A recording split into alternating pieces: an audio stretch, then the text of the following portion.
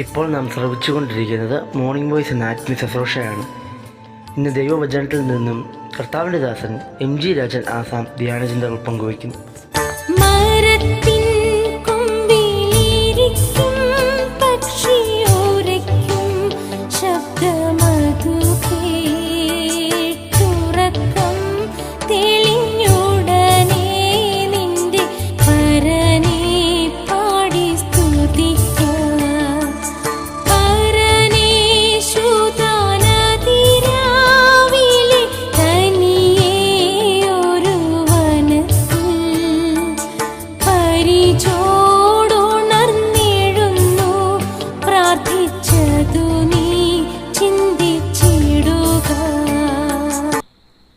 ദൈവതിരുനാമം മഹത്വപ്പെടുവാനായിട്ടിടയാകട്ടെ. മലാക്കി പ്രവാചക പുസ്തകം 1-ാം അധ്യായം 11-ാം വാക്യത്തിൻ്റെ ഒടുവിലത്തെ ഭാഗം, എൻ്റെ നാമം ജാതികളുടെ ഇടയിൽ വലുതാകുന്നുവല്ലോ എന്ന് സൈന്യങ്ങളുടെ യഹോവ അരുളിച്ചെയ്യും. ദൈവം താൻ തന്നെ ഇസ്രായേൽ ജനത്തോട് പറയുന്ന വാക്കുകളാണ്. എൻ്റെ നാമം ജാതികളുടെ ഇടയിൽ വലുതാകുന്നുവല്ലോ. ഈ വാക്യത്തെക്കുറിച്ച് പണ്ഡിതന്മാർക്ക് പല അഭിപ്രായങ്ങളുണ്ട്. ചിലർ പറയുന്നത് ഇത് വരുവാനുള്ള കാലത്ത് സംഭവിക്കാനുള്ള കാര്യമായിട്ടാണ്, ചിലർ കഴിഞ്ഞുപോയ കാര്യമാണല്ലോ എന്നും ചിന്തിക്കാറുണ്ട്. നല്ലൊരു പങ്കും പണ്ഡിതന്മാർ പറയുന്നത് മില്ലേനിയ കാലഘട്ടങ്ങളിൽ ജാതികളായിട്ടുള്ള ആളുകളെല്ലാവരും ദൈവത്തെ അറിയും, ദൈവത്തെ സ്തുതിക്കും എന്നതിനെ സംബന്ധിച്ചാണ്.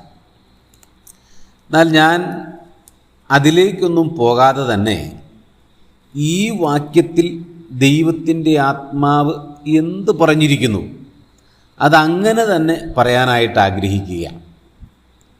ഈ വാക്യത്തിൽ അവിടെ പറയുന്നത് എൻ്റെ നാമം ജാതികളുടെ ഇടയിൽ വലുതാകുന്നുവല്ലോ.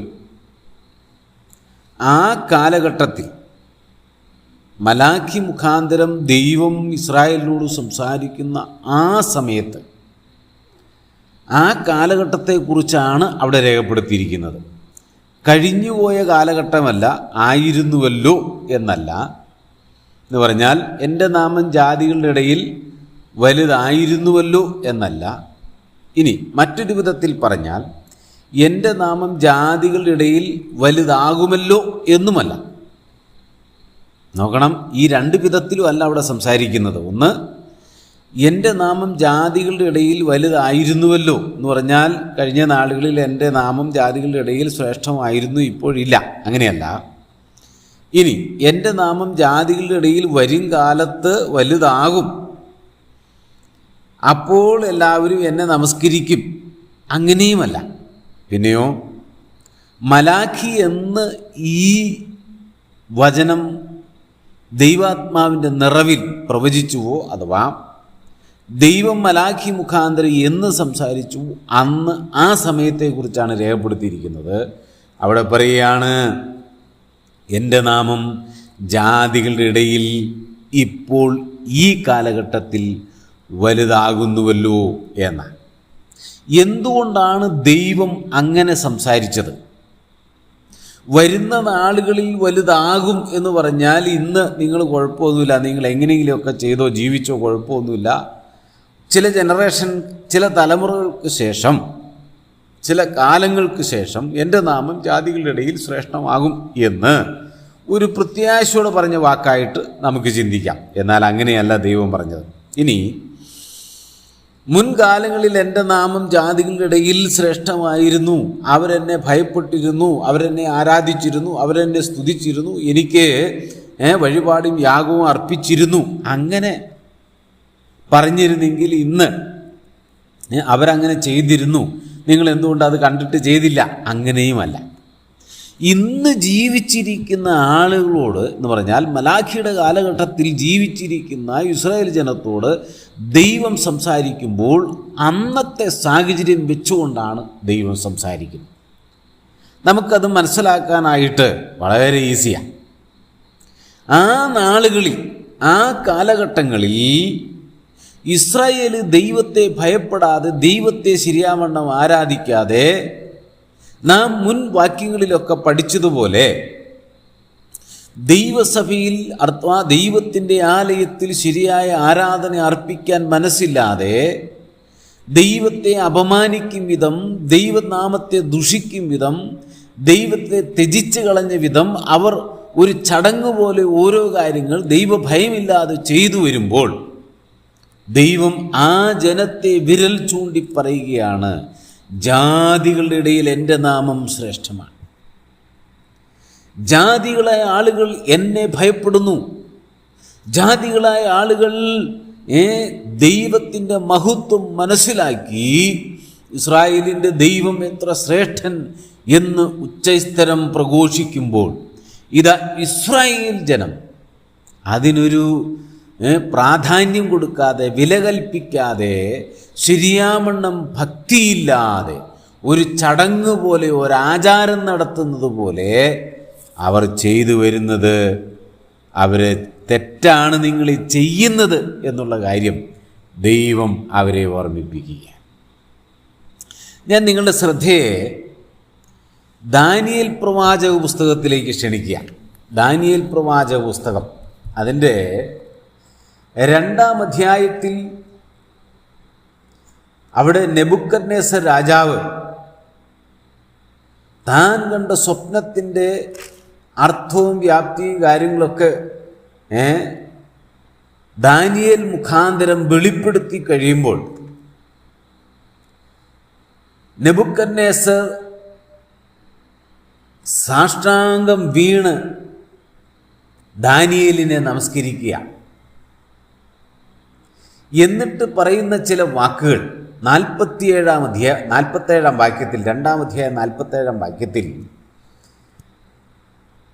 നീ ഈ രഹസ്യം വെളിപ്പെടുത്തുവാൻ പ്രാപ്തനായതുകൊണ്ട് നിങ്ങളുടെ ദൈവം, നോക്കണം, ദാനിയേൽ ഈ രഹസ്യങ്ങളൊക്കെ വെളിപ്പെടുത്തി കൊടുത്തു കഴിഞ്ഞപ്പോൾ നെബൂഖദ്നേസർ രാജാവ് പറയുകയാണ്, നിങ്ങളുടെ ദൈവം ദൈവാദി ദൈവവും രാജാദി കർത്താവും രഹസ്യങ്ങളെ വെളിപ്പെടുത്തുന്നവനുമാകുന്നു സത്യം എന്ന് കൽപ്പിച്ചു. അപ്പോൾ ദൈവത്തെ മഹത്വപ്പെടുത്തുകയാണ്. ആരാ?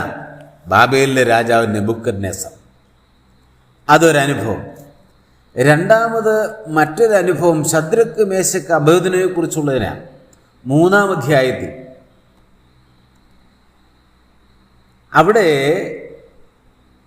28-ാമത്തെ വാക്യത്തിലാണ്, അപ്പോൾ നെബൂഖദ്നേസർ കൽപ്പിച്ചത്, ശദ്രക്കിൻ്റെയും മേശക്കിൻ്റെയും അബേദ്നെഗോവിൻ്റെയും ദൈവം വാഴ്ത്തപ്പെട്ടവൻ, തങ്കൽ ആശ്രയിക്കുകയും സ്വന്തം ദൈവത്തെ അല്ലാതെ മറ്റൊരു ദൈവത്തെയും സേവിക്കുകയോ നമസ്കരിക്കുകയോ ചെയ്യാതിരിക്കത്തക്കവണ്ണം രാജകൽപ്പന കൂടെ മറുത്ത് തങ്ങളുടെ ദേഹത്തെ ഏൽപ്പിച്ചു കൊടുക്കുകയും ചെയ്ത തൻ്റെ ദാസന്മാരെ അവൻ സ്വദൂതനെ അയച്ച് വിടുവിച്ചിരിക്കുന്നുവല്ലോ.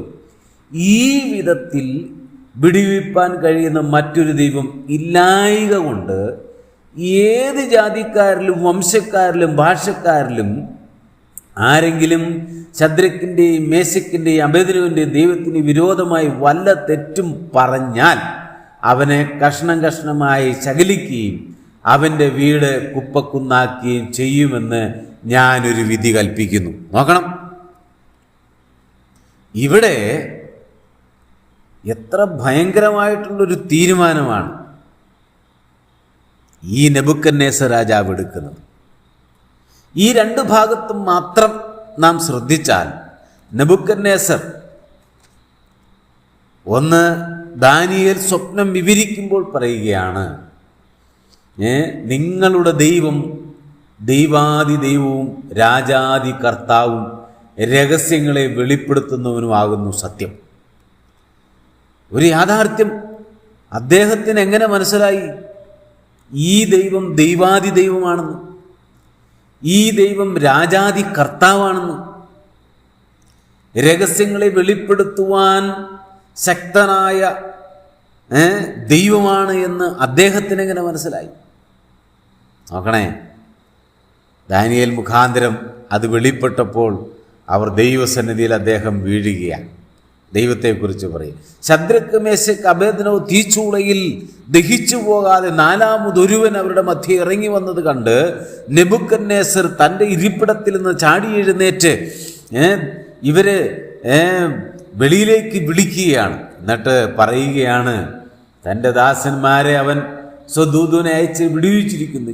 ഈ വിധത്തിൽ രക്ഷിപ്പാൻ കഴിയുന്ന മറ്റൊരു ദൈവമുണ്ടോ? അപ്പോൾ അങ്ങനെ ഇല്ലാത്തത് കൊണ്ട് ഒരു നിർണയം എന്താ തീരുമാനം? ഏത് ജാതിക്കാരിലും വംശക്കാരിലും ഭാഷക്കാരിലും ആരെങ്കിലും ഇവർക്കെതിരെ എന്തെങ്കിലും പറഞ്ഞാൽ അതാണ് അവരെ കഷ്ണം കഷ്ണമായിട്ട് ശകലിക്കും, അവരുടെ വീട് കുപ്പക്കുന്നാക്കും എന്ന് അവിടെ രേഖപ്പെടുത്തിയിരിക്കുക. നോക്കണേ, അവർ ഭയപ്പെടുകയാണ്. ആരെയാ ഭയപ്പെടുന്നേ? ഒരു രാജാവ് പോലും ഭയപ്പെടുകയാണ്. അങ്ങനെ ദൈവത്തെ ജാതികൾ ഭയപ്പെട്ട് ദൈവത്തിന് മഹത്വം കൊടുത്ത് ദൈവത്തെ ആരാധിക്കുമ്പോൾ, ദൈവമുമ്പാകെ നെടുമ്പാട് വീണ് ദൈവത്തെ സ്തുതിക്കുമ്പോൾ, രണ്ട് കാര്യങ്ങൾ മാത്രമാണ് ഞാൻ ഇന്ന് ഓർപ്പിച്ചുള്ളൂ.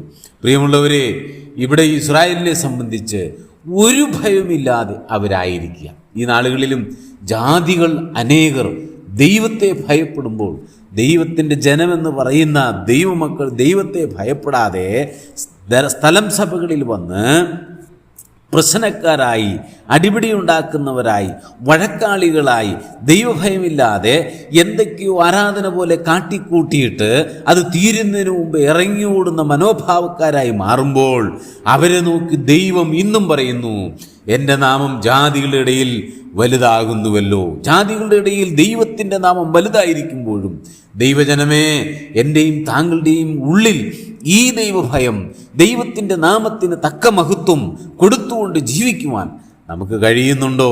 ഇല്ലെങ്കിൽ ജാതികൾ നമുക്കൊരു മാതൃകയായിട്ട് എഴുന്നേറ്റ് നിൽക്കുന്ന നാളെ അതൊരു ന്യായവിധിക്ക് കാരണമായി തീരാൻ ഇടവരാതിരിപ്പാൻ നാം ദൈവത്തെ അതിൻ്റെ മഹത്വത്തോടുകൂടി ദൈവഭയത്തോടെ ദൈവഭക്തിയോടെ ജീവിപ്പാൻ വരുന്ന ദിവസങ്ങളിൽ ദൈവം നമ്മെ സഹായിക്കട്ടെ.